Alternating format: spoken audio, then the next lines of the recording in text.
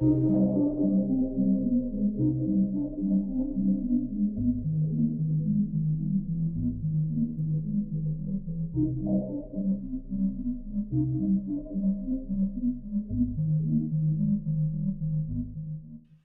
ghosties. You're listening to Not My Ghost. Not My Problem. I'm Kelly. And I'm Jen. Whether you're a skeptic, a true believer, or somewhere in between, join us for a journey into the unknown. Because remember, when it comes to the paranormal, it may not be our problem, but it's certainly someone's problem.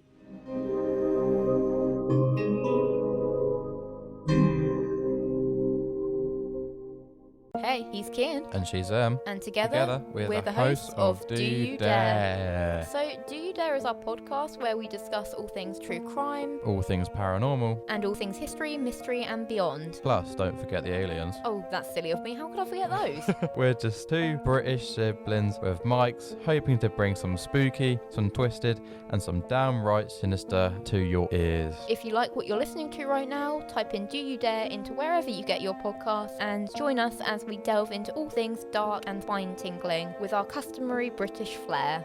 Come join the dark side, if you dare.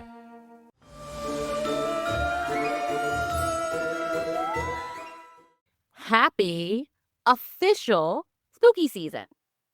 That's right. It is officially October, so it is officially spooky season. Now, I know for me, spooky season kind of starts last week of August, beginning of September, but that's spooky season eve. Sure. Yeah. For me, full-blown spooky season the day after Labor Day.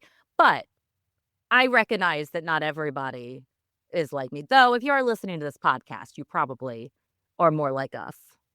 Like, so for me, the spooky stays all year. Oh, yes, absolutely. But for like specific Halloween themed things, like inflatables in my yard, things like that. It's officially spooky season. I wish I could have inflatables in my yard. I don't have a yard. You could put one on the porch. On the balcony. So I got this little, like, just ghost hangy thing that I got from the dollar store. I hung it on my balcony, and I came home yesterday, and he was gone. Aww. So the ghost flew away with the wind. Aww. I looked, like, on the ground underneath my balcony, and I didn't see it. It was pretty windy. I mean, I didn't think it was that windy yesterday, but I guess the wind just took it away. Windy enough. Yeah. So if anybody in my apartment complex finds a ghost, and I guess we know you are now. all listening, all of them. Yeah.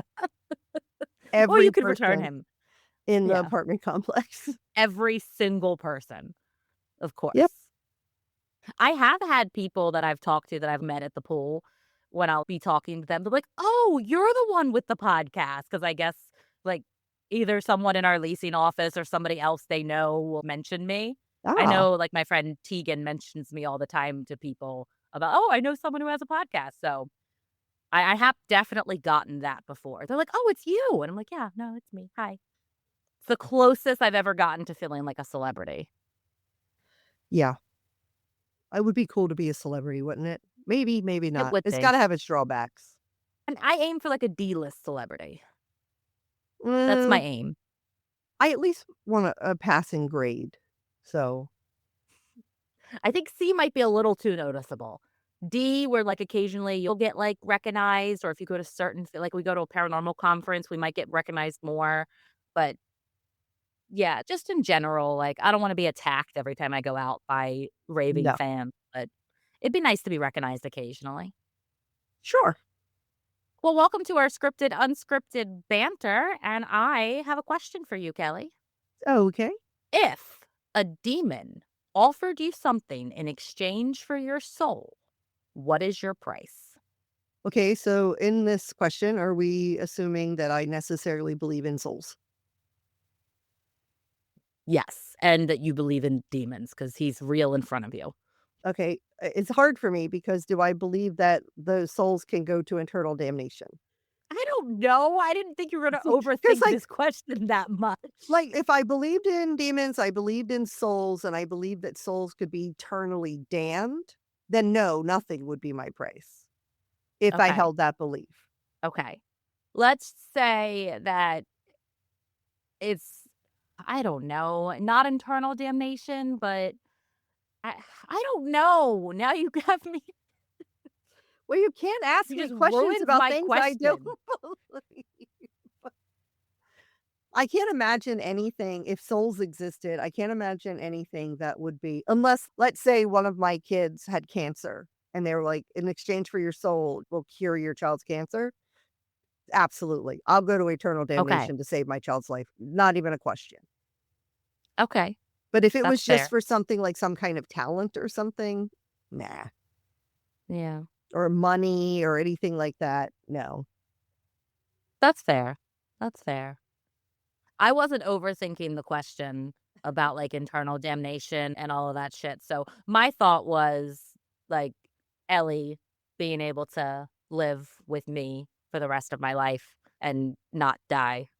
That I was mean, that's my good, but, like, offer. the whole point of a deal with a demon or the devil is that your soul goes to hell. That's the whole point. That's why they want the Right. soul.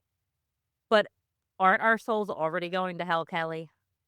Well, that's very true. If this whole system is real, which I think is highly unlikely, then yeah, we probably would be. Let me ask one of my 18 haunted dolls what they think about it. Yeah, absolutely. I think I would have some questions for the demon because I would have to know, like, okay, like I need this internal damnation explained. Is hell as bad as the Bible says it is, or is it like a cool place where all the cool people go to party? Because then I'm going there anyway. Yeah, but So then that wouldn't really be a deal for the demon if you're just gonna get something great out of it. You get 2 great things right, out of the deal.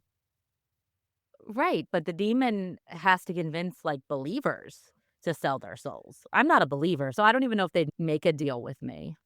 Probably not, but what I am thinking is maybe there's a competition between the devil and God on who could get more people in their afterlife. And then that Okay. would sway people like us to be down with all the cool Yeah, people having a big party rather than sitting up in heaven, I don't know, singing hymns all day. exactly. Yeah. Yeah, that's what I'm going with. Okay. Okay. Yeah. Well, we are just going to dive right into today's topic because this is going to be a long one. And before we get into it, though, kind of like last year, we do have an overarching theme of our October episodes. But we're not gonna tell y'all what it is. No. And the theme might not seem clear until the final episode of October. So Right. just know that we're building up to a very exciting and special episode in the last week. We are dropping little clues throughout these episodes as to what that episode will be. Yes, little clues. So Tiny. what'll be interesting is you probably will not have any idea as we're going through the episodes. You might hear some things that are repeating throughout some of the episodes that might be like, okay, I'm going to stick that in my mind. But what'll be really interesting is when you get to the last episode in October, go back and re-listen to the first 4 and see if you can pick up all the clues. Right. That would be really cool. Mhm. Yeah, do that.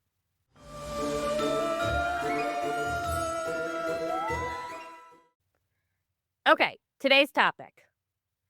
Demons, demons have haunted human imagination for millennia.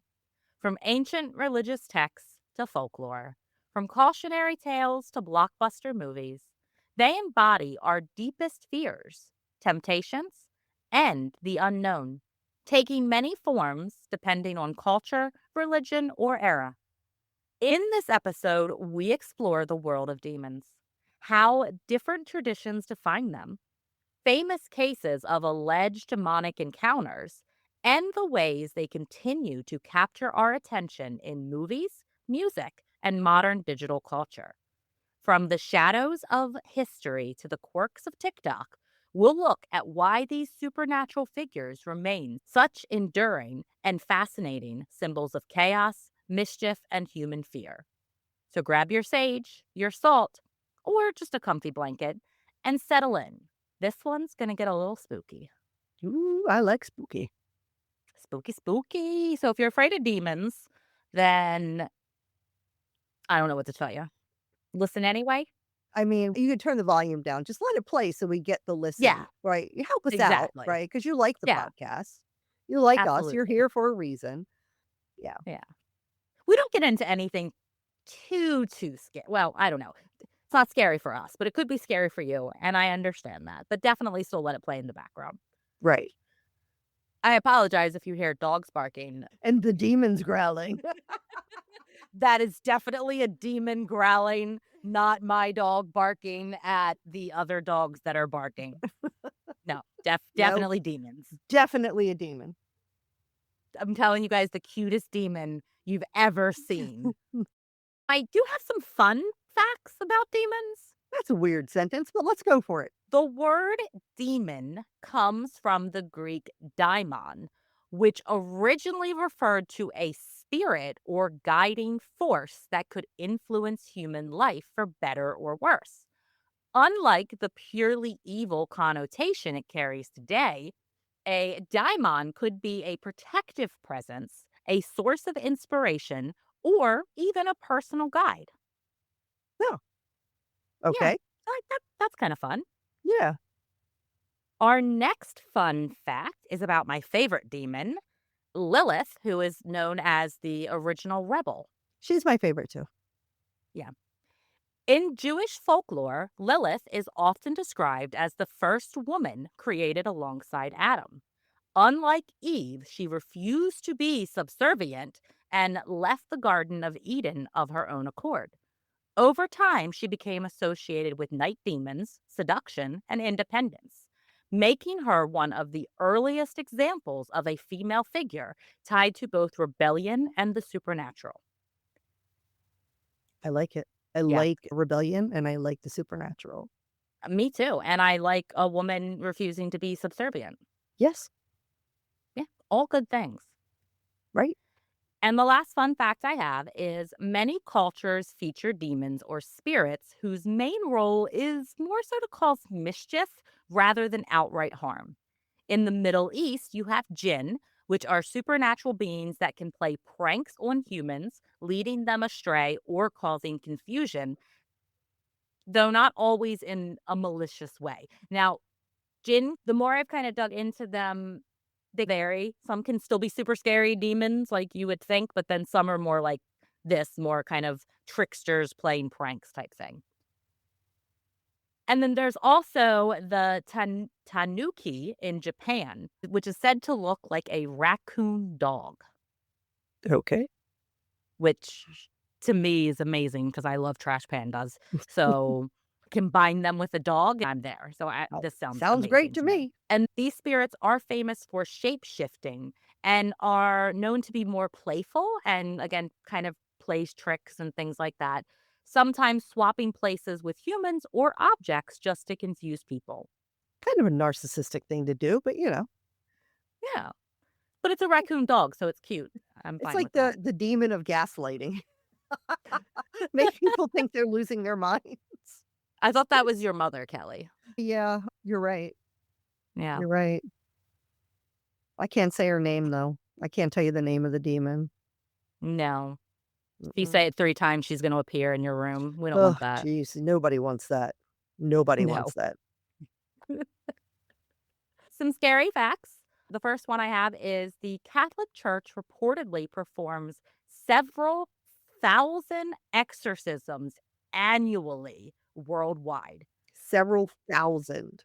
That's Several crazy. thousand. I know. That blew my mind. With some priests specializing exclusively in these rites. The number of exorcisms performed in the United States has reportedly increased over the past few decades, with some dioceses noting more than 200 cases per year. Probably increased significantly since 2016. Yeah, that's fair. Not all exorcisms target actual possession, though. Many people who undergo exorcisms are later understood to have mental health conditions, such as schizophrenia, dissociative disorder, or severe anxiety. Performing exorcisms on someone with a psychiatric condition can be physically and psychologically dangerous. There have been cases of injury, extreme trauma, and even death. This highlights the real world risk when spiritual belief intersects with misunderstood or untreated mental illnesses. Now, can you imagine back when I just started trauma therapy and I had lost my damn mind? Literally, I told Nick I might need to go to a mental hospital. Like I was struggling. I thought I might need to be put in a hospital for Yeah. just a little vacation to get some things worked out. It was severe mental trauma going on. Can you imagine if they then tried to tie me to a chair and throw holy water at me while screaming at demons to get out? No. Like, that probably would have sent me over the edge into a full psychotic break. Yeah. Yeah. And I'm sure it has to many people. And I'm not saying, like, when I had a breakdown or I might need to be I'm not saying that at all in jest or take it lightly at all. This was No, a no. very serious, scary time in my life.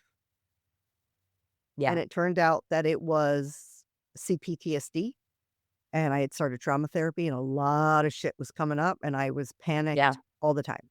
So I'm not Yeah. in any way making light of any kind of mental No. health disorder. No. I don't think anyone would think that you are. I hope not, but I just want it on record. Yeah, that's good. We are going to get into just a little history about demons and the different beliefs and some of the different cultures and religions out there.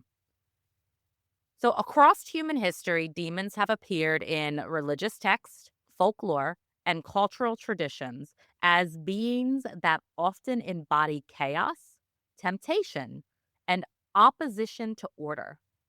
While their characteristics differ depending on the culture, the concept of demons usually represents a force that threatens human well being, spiritually or physically.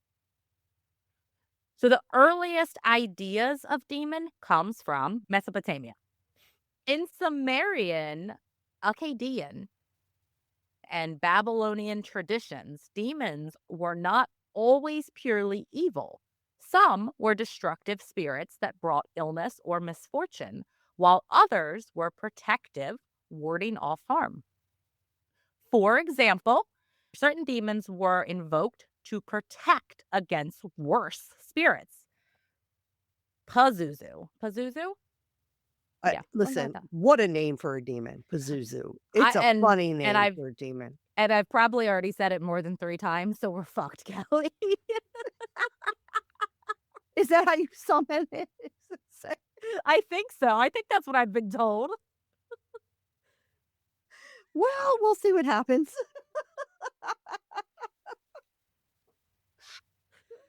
Okay. So that demon's name that I'm not going to say again just in case, though he is feared to be a bringer of disease. And apparently, this was also the demon that was like based off of like The Exorcist. Ah, okay. Yeah. Yeah. But he was also used as a protective figure against the demoness Lamashta. I'm only going to say her name once. Which actually really doesn't matter because I'm not a mother, but she threatened mothers and infants. This dual role, well, I'm a dog mom, so yeah, don't come at me. This dual role shows that demons could embody both danger and protection depending on the context. All right. Then in Jewish texts and folklore, demons, also known as shedim, were considered harmful spirits that could cause illness, misfortune, or moral corruption. Unlike angels, they were believed to live in desolate or dangerous places and were sometimes linked to idolatry or sin. Jewish mystic writings, such as the Talmud and later Kabbalistic traditions, describe demons as entities created at twilight on the sixth day of creation, or as spirits with incomplete forms. The dybbuk, from later Jewish folklore, was believed to be a restless soul that could possess a living person. And if you want to know more about dybbuks, go back and listen to our episode about the dybbuk box. Please. Yeah, do that.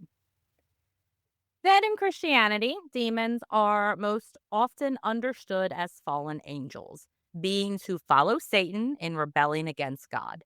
The interpretation was influenced by early Jewish writings, such as the Book of Enoch, which describes angels who descended to earth and corrupted humanity. In the New Testament, demons are frequently depicted as unclean spirits who possess people, causing illness or madness, until cast out by Jesus. Christian tradition strongly emphasizes demons as enemies of God and humanity, leading to the development of exorcism rituals to drive them away. Yeah. I'm sure there's some Christians out there that think I got some demons in me. Same. I'm a witch, Kelly. Of course they do. Yeah. Then, in Islamic belief, demons are most often compared with the concept of jinn, like we talked about earlier. Jinn are created from smokeless fire, unlike humans, which are created from clay, or angels, which are created from light. They have free will, meaning they can be good, evil, or neutral. The Quran describes some jinn as believing in Allah, while others have turned away. The figure of Iblis, often equated with Satan, is a jinn who refused to bow to Adam and became a tempter of humanity. So, a lot of repetition in these. I wonder why it would have to bow to Adam. I don't know. Angels don't bow to humans. Yeah. I don't know. I've never read the Quran. Well, of course, that's right. It's Quran. And my only frame of reference is Christianity because that's what I grew up in, Right. and that's the predominant religion Yeah. in our country. So it's just Yes, interesting. I've never heard anything like it that. is. Yeah. Yeah. Then in Hindu traditions, asuras are powerful beings, often in conflict with the gods. While often portrayed as hostile or disruptive, they are not always purely evil. Some are depicted as wise, devoted, or noble in certain texts. Rakshasas, Rakshasas. Rakshasas. rakshasas, Rakshasas. rakshasas. And again, I hope this is not one that you're not allowed to say more than 3 times. 'Cause, Maybe if you say it like 3 times, you summon it. But if you say it like 30 times, like we do while trying to pronounce it, then it doesn't summon it. fingers crossed. Yeah. Rakshasas, another class of beings, are shapeshifters usually associated with destruction, trickery, and hostility towards humans and gods. The Ramayana describes Rakshasas as fierce warriors, with the demon king Ravana being one of the most well known examples. And in Buddhism, demons frequently appear as forces that distract or what? Buddhism. I'm just thinking of like popping that booty. Buddhism. Buddhism. We twerk over here in the temple of Buddhism. Sorry. Sorry, I couldn't Okay. get out of my brain when you said it. Once you said it, it was in there and I had to say it. It's fair. This is just the episode of Jen can't pronounce things, That's and that's okay because okay. we're about to have an episode of Kelly Can't Pronounce Anything coming next week. So Perfect. So they symbolize inner struggles such as desire, fear, or doubt. The most famous example is Mara, the demon who attempted to prevent the Buddha from attaining enlightenment by sending temptations and armies of frightening illusions under the Bodhi tree. In Buddhist cosmology, Mara is not simply an individual, but also represents the broader concept of death and desire that binds beings to the cycle of rebirth. okay. So, despite their differences, demons across cultures share common themes: temptation, leading humans into harmful choices; chaos, disrupting social or cosmic order; possession, inhabiting or influencing human bodies and minds; and opposition to the divine order, challenging God's cosmic balance or spiritual progress. that is just the background of demons in different religions. Next, we're going to dive into demons in folklore and different cultures. Alrighty. Across cultures, demons often serve as explanations for evil, misfortune, and suffering. They provide a way to personify the unseen forces that bring illness, temptation, or chaos into human life. While commonly thought as purely destructive, not all demons are portrayed as completely evil. Some play protective or balancing roles in their traditions. In European folklore, you have an incubus, which was believed to be a demon or an evil spirit that takes the form of a male to lie atop a sleeping person, usually a woman, and have sexual intercourse with them, often associated with sexual assault or unwanted pregnancies. Then you have the succubus, which was its female counterpart, which was thought to seduce men in their sleep. These stories likely reflected attempts to explain sleep paralysis, nightmares, or nocturnal emissions, and they were taken seriously during the Middle Ages as signs of a demonic attack. I was gonna say, I would put money on the fact that it had something to do with wet dreams. They Yeah, didn't want people having wet probably. dreams, so they had to blame it on demons. Because otherwise, Yep. why would your body just betray you like A- that, a- right? absolutely. Because it's not like And your then, body was made to do that, and yeah. And then if a woman got pregnant, they were like, well, I didn't do it. I didn't have sex with somebody because that was so frowned upon back then. right, it must have been the So it must incubus. have been a demon. Yeah, it Yeah, was a demon. of course. Yep. In Japanese folklore, you have the oni, and they are large ogre like demons, often depicted with horns, sharp claws, and carrying iron clubs. They are typically associated with violence, natural disasters, and punishment of the wicked. However, the onis are not always villains. In some traditions, they act as protectors, warding off evil or guarding sacred spaces. So, interesting. I'm trying to absorb it. That's fair. It's a lot to absorb. Then, as we mentioned already and also did a whole episode on, the dybbuk is a concept from Jewish folklore, particularly within Eastern European traditions. It is described as a restless spirit of a dead person that can possess the living. Unlike demons from other traditions, the dybbuk is not an entirely separate class of being, but rather a human soul trapped between worlds. Dybbuk possession was believed to cause strange behavior, illness, or misfortune, and exorcisms were sometimes performed by rabbis to release the spirits.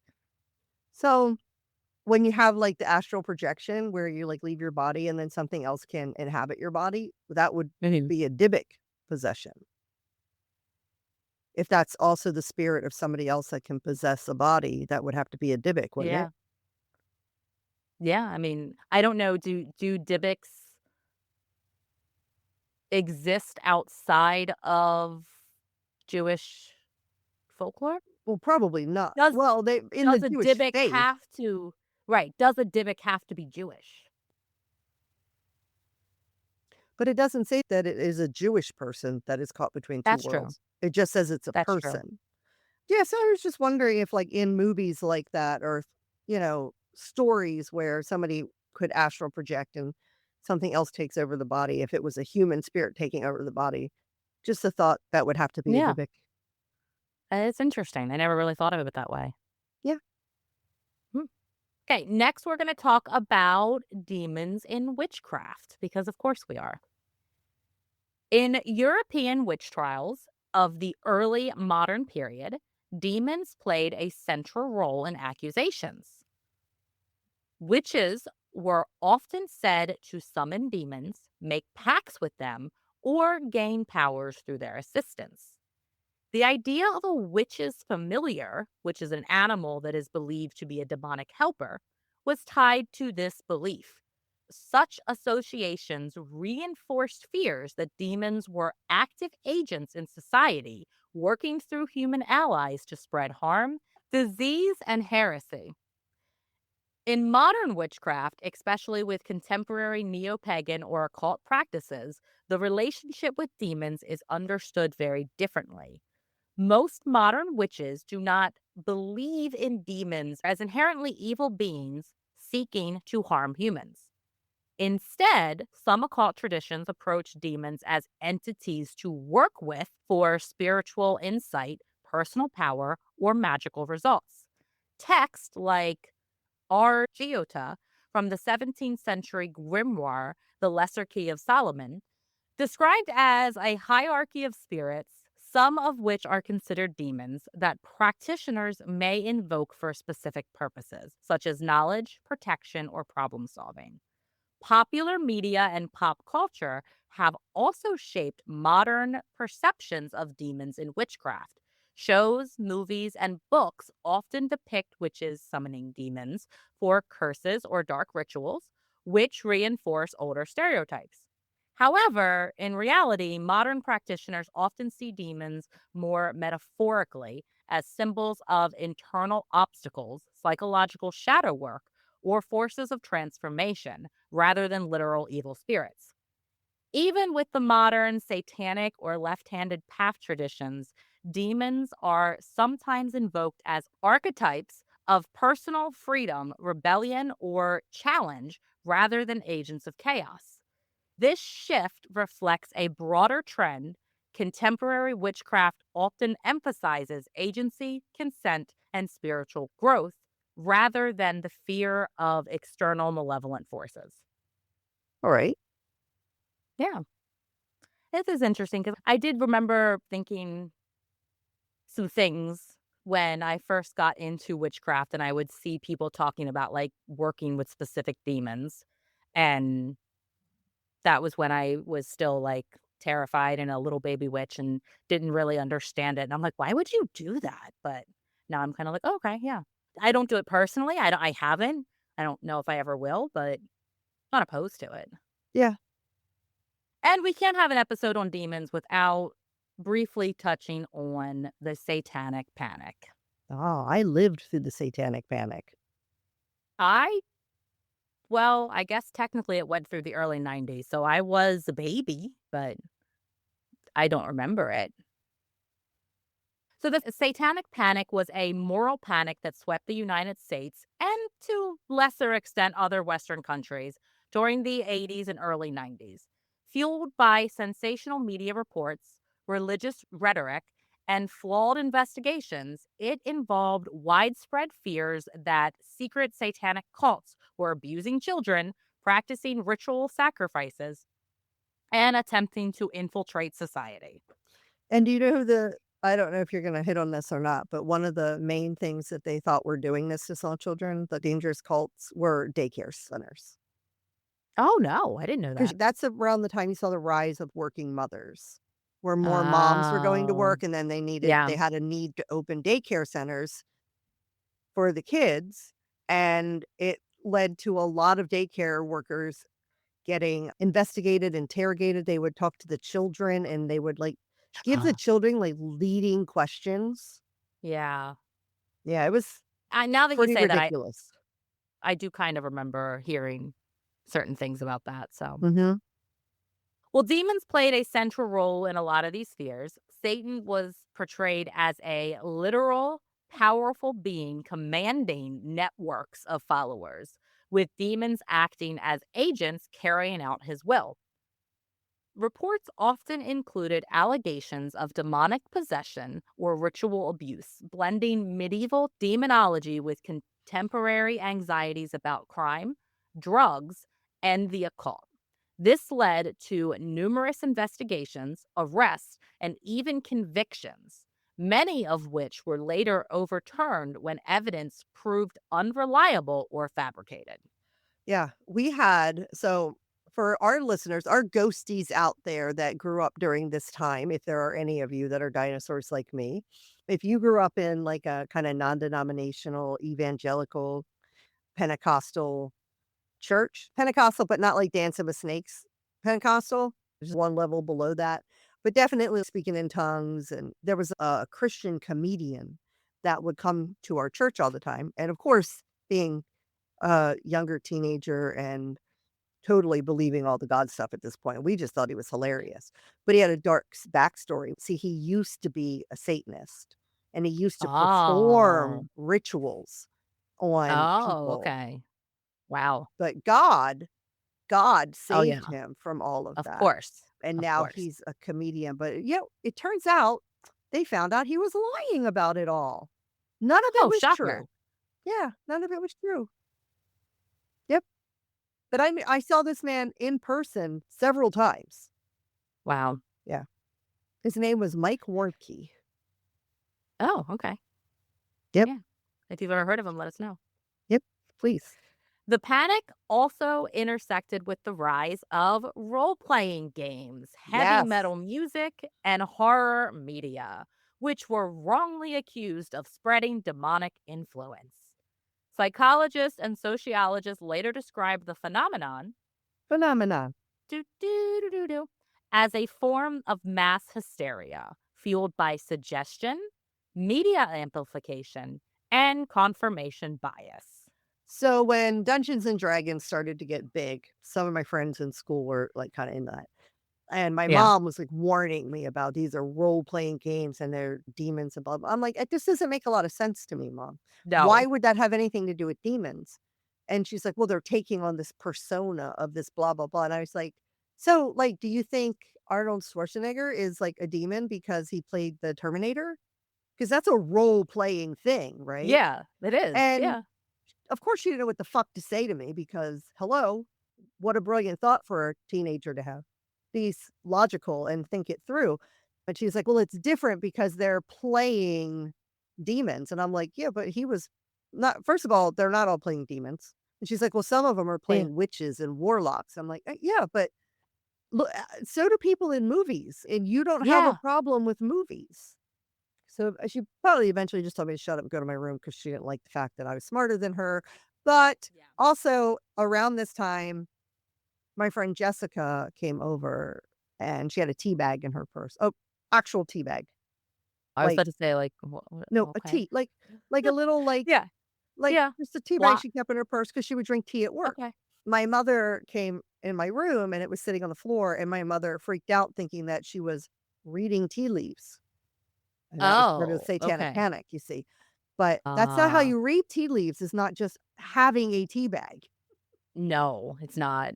That's I'm like, she's not okay. reading tea leaves, she's hoping to drink a cup of tea.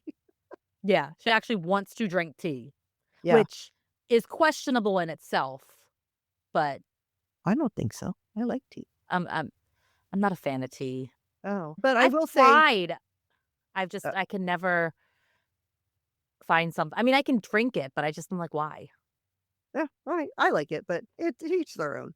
But during Yeah. this time, everything was demons. The Smurfs, Yeah, demons. Cabbage Patch Kids, demons. Transformers, demons. Everything was demons. Everything. All, that's fair. demons, I demons mean, here and there, demons everywhere. It never stopped. yeah. Although largely debunked, the Satanic Panic left a lasting imprint on popular culture. Many people continue to associate demons with secret conspiracies or hidden dangers. And the imagery of satanic rituals are a go to trope in horror movies, televisions, and true crime media. Today, it serves as a cautionary tale about how fear of demons, both literal and symbolic, can escalate into social panic. Yeah. When Blaze was little, my oldest son, my ex-husband's parents, like, really did not want us to take him trick or treating because they said, "Do you know anybody that's been, like, abused in a satanic ritual?"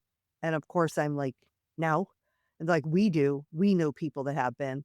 And at the time, I was thinking, "No, you don't." No, you don't. Who? I want names. And what does Halloween have to do with demons? And Yeah. I knocking on a door and getting a butterfinger is not the same as performing satanic torture on someone. I'm sorry. No. That I mean, that was like when I was a kid, I think the biggest thing was Harry Potter. I knew kids that weren't allowed to read Harry Yeah. Potter because it was witchcraft and bad and evil. And I'm like, have you read the book? The whole book is about fighting against evil. My husband works with a woman who said she doesn't have kids, but she had said before if she ever did have kids, she would never allow them to read the books or watch the movies. And it ended up that she had seen the movies, and my husband talked to her about it and got her to say, "Oh, they weren't bad," because it really was that the good was overtaking Yeah. the evil. She just didn't like the fact that they called themselves like witches and stuff. Oh, okay. Yeah, that's fair. Mhm. Bullshit. Well, that leads us into demons in entertainment. Demons have long fascinated storytellers appearing in movies, music, and modern media as symbols of fear, temptation, or the supernatural. In movies, demons have been a long staple of horror and supernatural cinema, captivating audiences with the fear of the unknown and the allure of the forbidden. Movies about demons tap into deep seated anxieties about death, morality, and loss of control, while offering the thrill of vicarious danger in a safe cinematic space.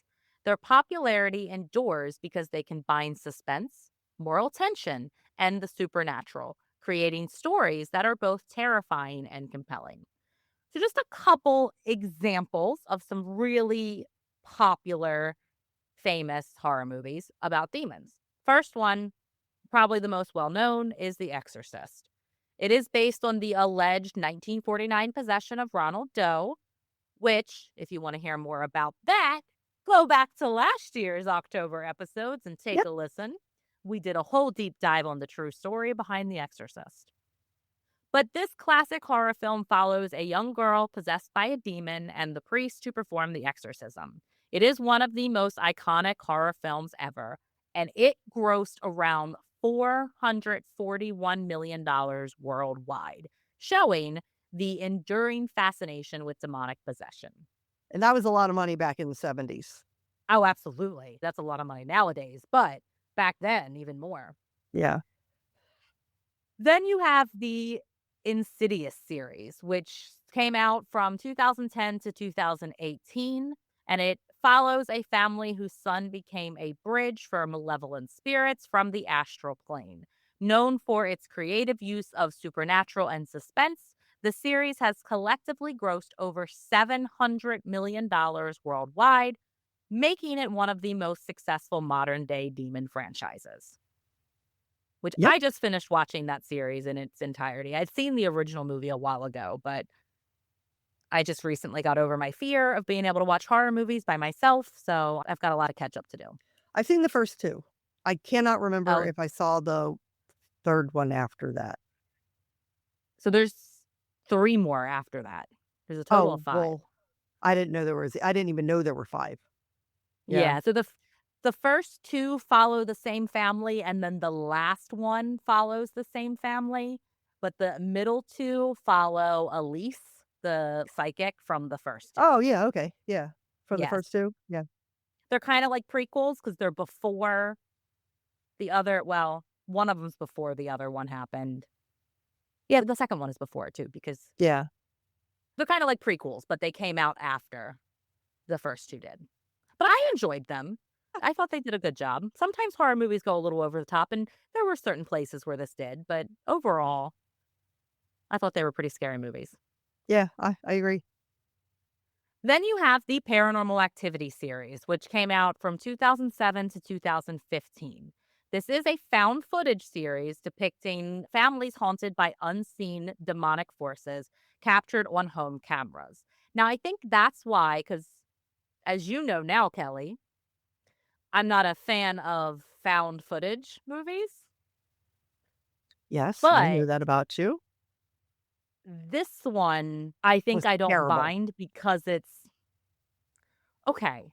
Was Okay. terrible. Really? Because they He were going, "This scared is the the scariest shit movie. out of This is the me. scare," and it's like 99% of the movies was like, "Oh, my keys are on the floor and I didn't put them there. Oh, no." It was ridiculous. It wasn't scary at all.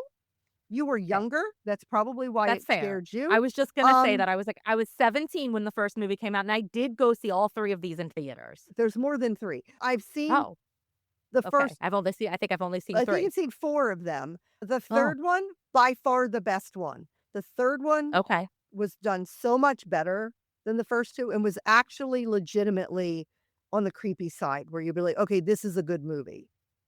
I But might have to go back and rewatch them yeah, now that I'm no. older. The first one, I was like, "This is the lamest movie it's so boring." I was so bored throughout that movie. I was terrified by these movies, guys. I'm sorry.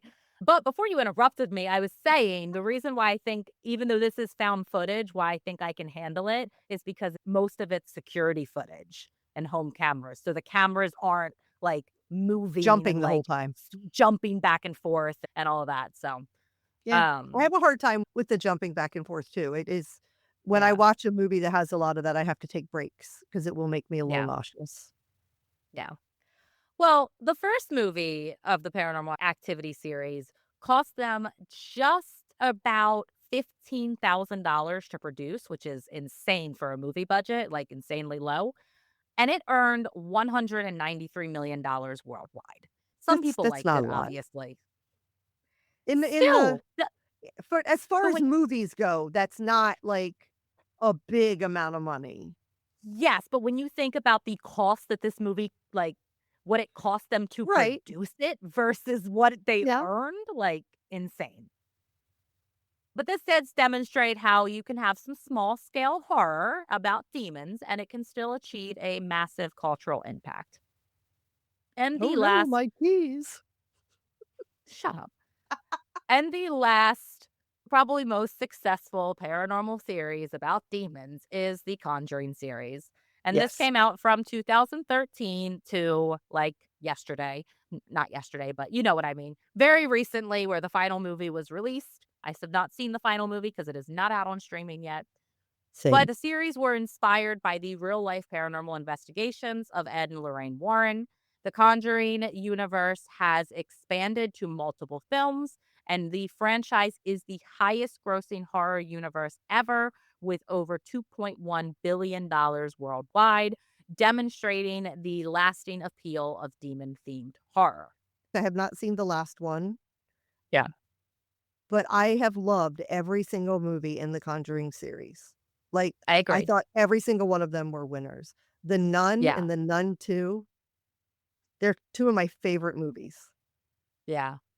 I really Absolutely love enjoyed them. the Annabelle part, the 3 on the Annabelle. I thought they were really well done. Yeah, Yeah, yeah, I think they're probably my favorite 3. yeah. I feel like they just do such a good job with all of them. Yeah, and I have some opinions on Ed and Lorraine Warren, but I think Kelly and I are eventually gonna do, like, a whole episode on them, so Yeah. we'll get into that later. I have some opinions on them Um, too.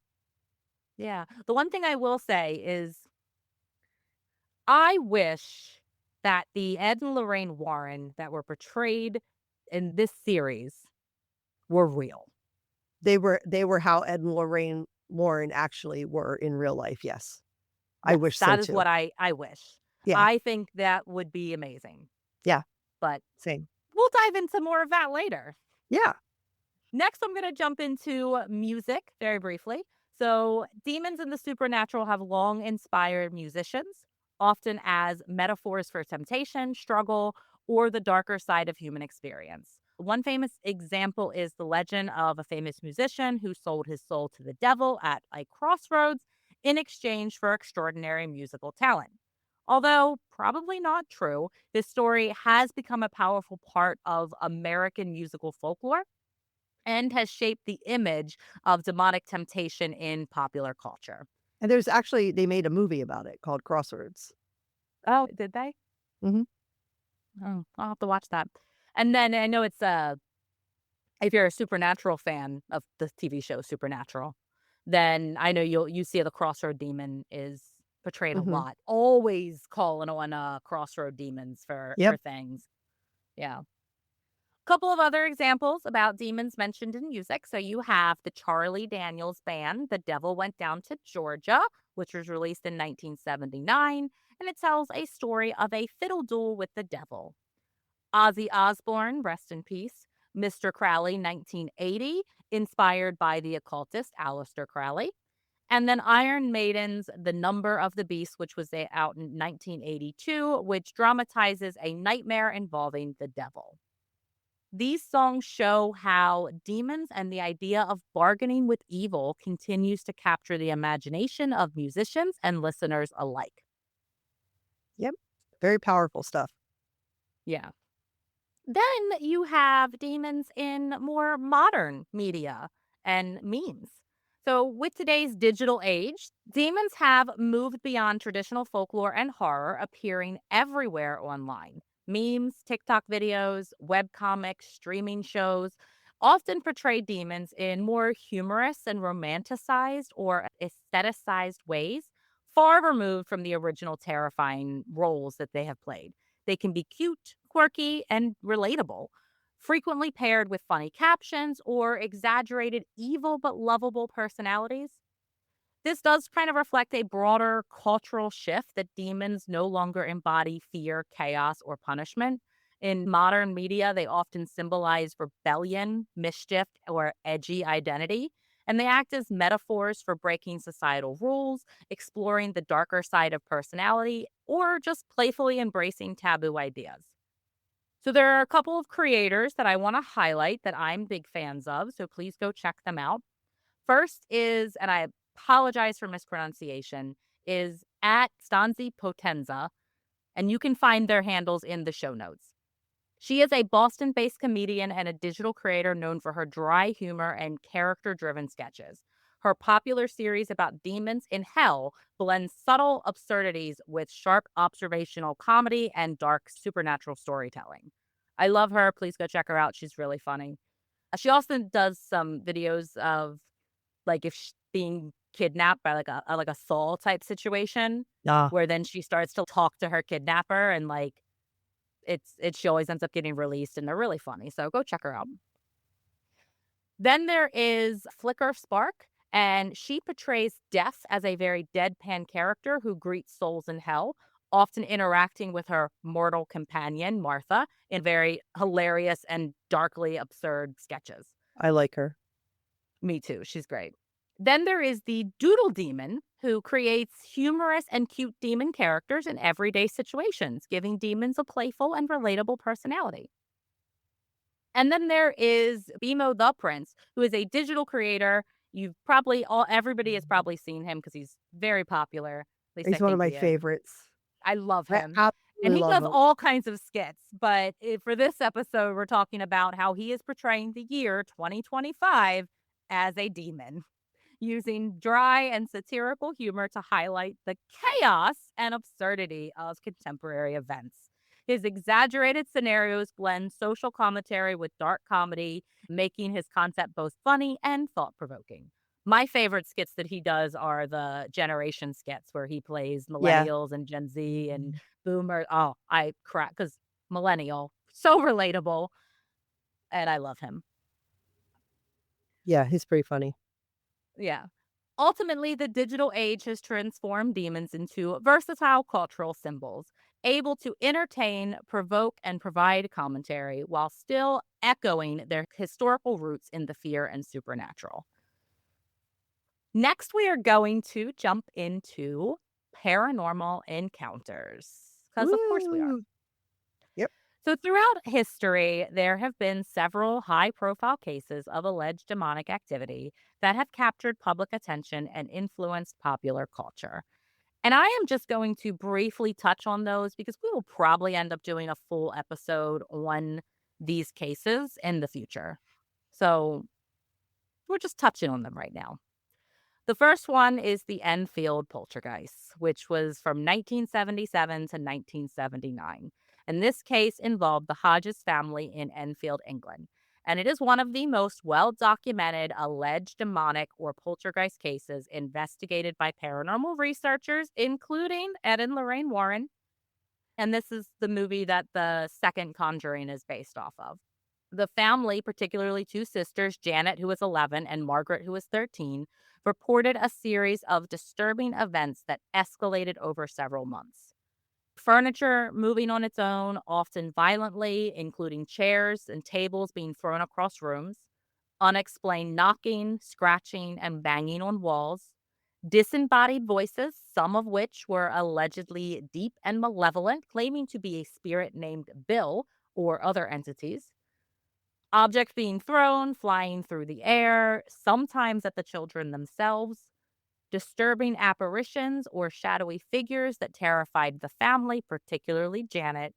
And Janet reportedly displaying strange physical behavior, such as contorting her body or speaking in voices that sounded older or unfamiliar. And that's the most terrifying thing about, like, especially Yeah. in movies, is when they start to like distort and like you hear the cracking. Oh, Yeah, I don't like that. Not a no, I don't fan. like that at all. Nope. Local police initially visited the home and witnessed some of the activity firsthand, noting furniture moving and strange noises. Ed and Lorraine Warren, along with other paranormal investigators, became involved, documenting the activity and attempting to perform spiritual assessments. Now, there are audio recordings of this demon supposedly Mhm. having like a conversation with them. So you can definitely go listen to those. Skeptics have argued that some phenomena Phenomena. do, do, do, do, do, could have been pranks or exaggerated, but multiple investigators reported observing events that were difficult to explain. The activity gradually diminished by 1979. Some accounts suggest that once investigators and the public attention decreased, the disturbance suddenly stopped. Janet later stated in interviews that while some events were exaggerated for attention, many experiences were real and terrifying.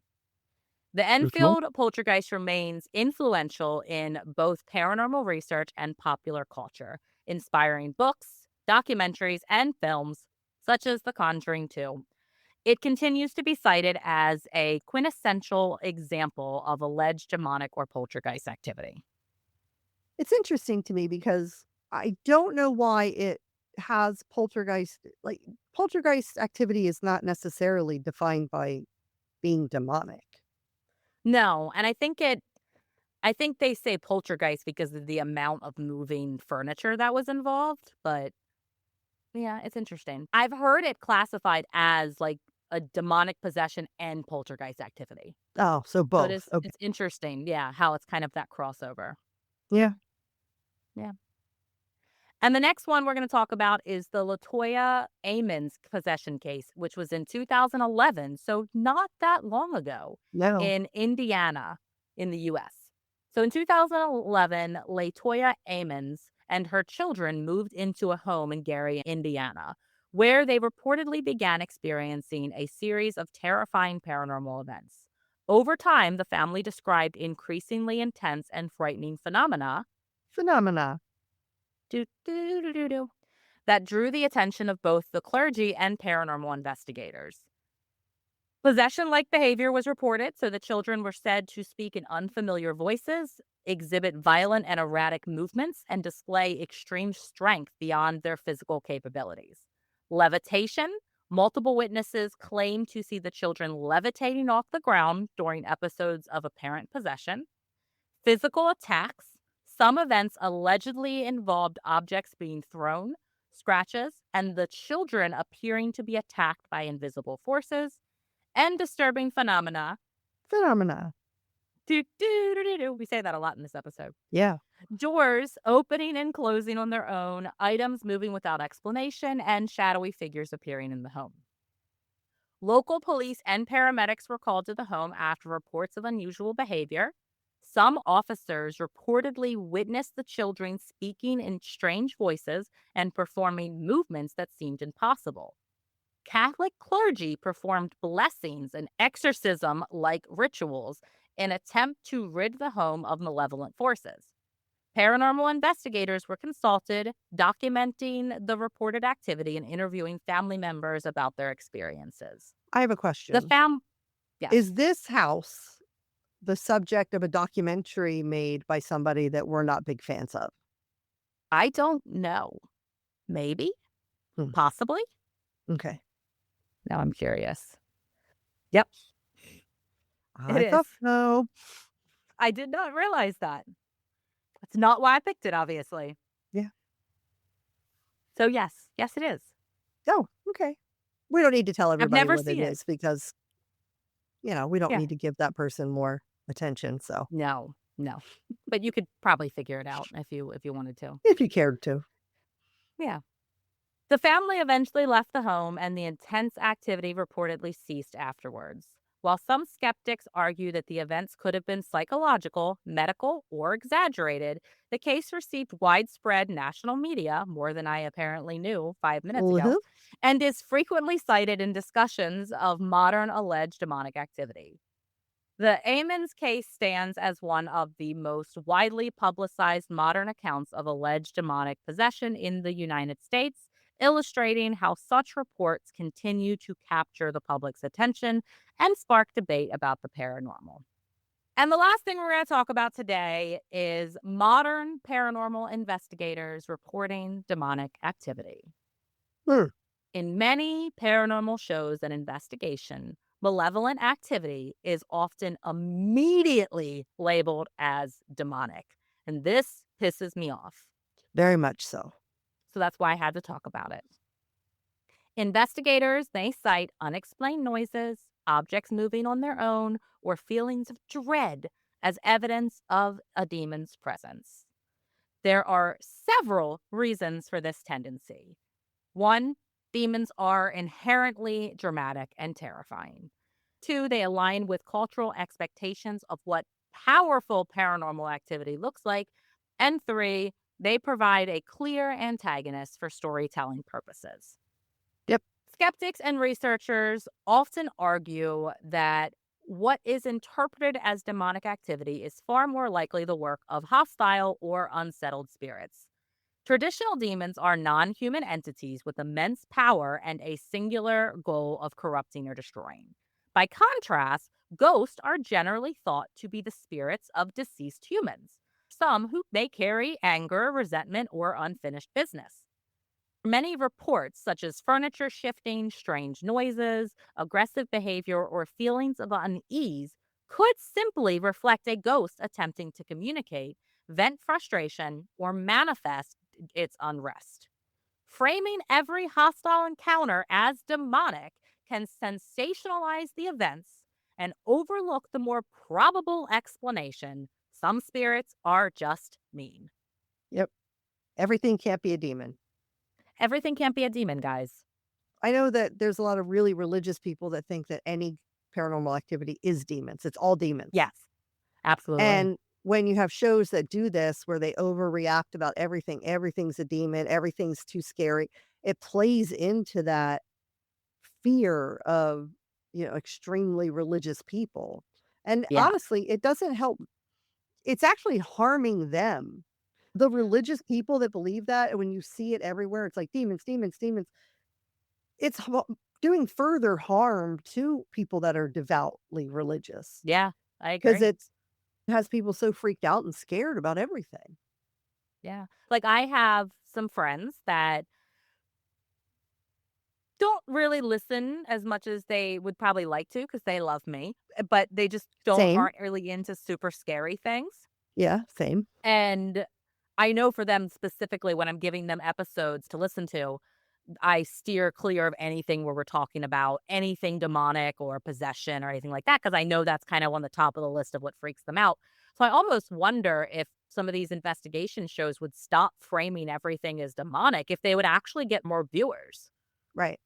I think they would. Because, Because I have a yeah, friend that's exactly like that as well, that yeah, I'll tell her what episodes to listen to, or even if it's not a whole episode about demons or demonic activity, if there's even something in there that's blamed on demons that can be scary, yeah, I'll tell, don't listen to it. yeah, This isn't for exactly. you. Yeah. Yep. Yep. Well, she's probably not listening all month. Probably not.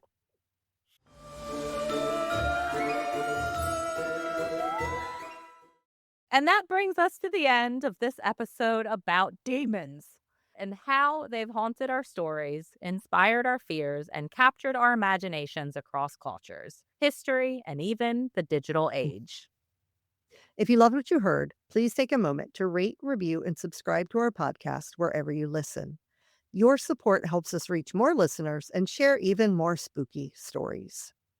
And please go follow us on TikTok and Instagram at Not My Ghost Podcast and on Facebook at Not My Ghost, Not My Problem, because you really are going to want to stay tuned for this month's episodes and get those social posts when we announce them. So You go are. do it.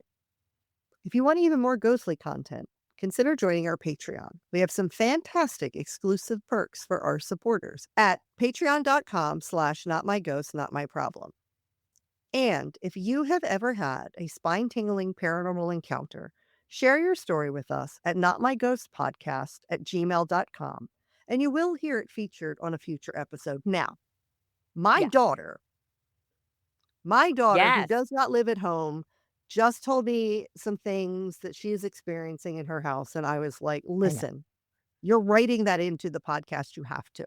Yeah, absolutely. Do it.